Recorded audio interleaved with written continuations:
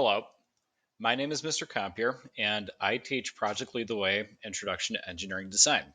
Below, you will see my email address, tcompier@bgcs.k12.in.us, and my room is 110, which is just behind the Tech Squad area.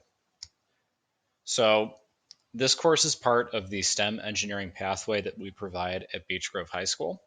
It's the first level course. You can either take it as a freshman if you've passed algebra or as a sophomore.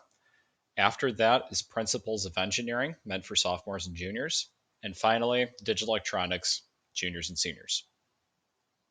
So what is IED? It's a dual credit engineering course, meaning you can get college credits from Ivy Tech. And we primarily cover using computer design in both the electrical and mechanical engineering fields. We also do hands-on things as well, so it's not exclusively computer content. Because of that, it is a very heavily applied math and science course. So you need to be comfortable with those things. And it's also important to note that this is not woodshop.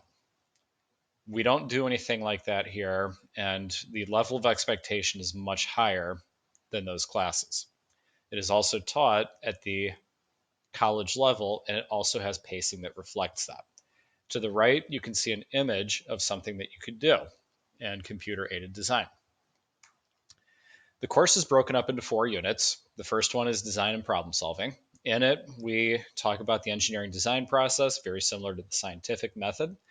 We use statistics and other mathematical equations to track data based on our designs.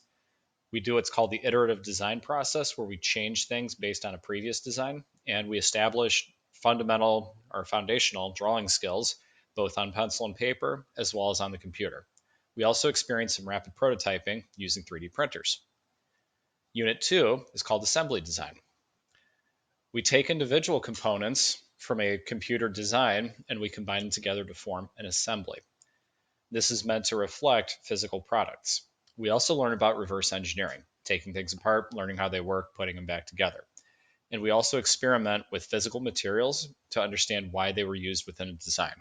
And with all of that, we can look at a flawed design and improve it from there. Unit 3 is thoughtful product design, looking at the life cycle and ethics of a product, whether it's meant to last a lifetime, single use, or anywhere in between, including the ethics behind products that are intentionally meant to be only used for a little bit, so you have to keep buying them.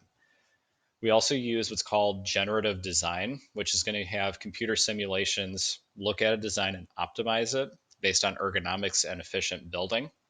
And we're going to solve some real world problems. The final unit is Unit 4, making things move. It is a combination of both the mechanical and electrical content and actually looking at the math and science behind it. Things like simple machines, electrical components like motors, switches, and so on and so forth. And we combine them to make electromechanical designs, such as the automata box on the top with the bear and the electric car on the bottom. So with all of that, that's what we essentially do in a full year of IED.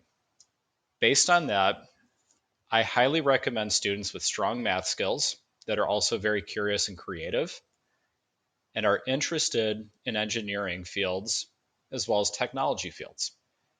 I hope that you have interest in this course, and I would love to see you in class.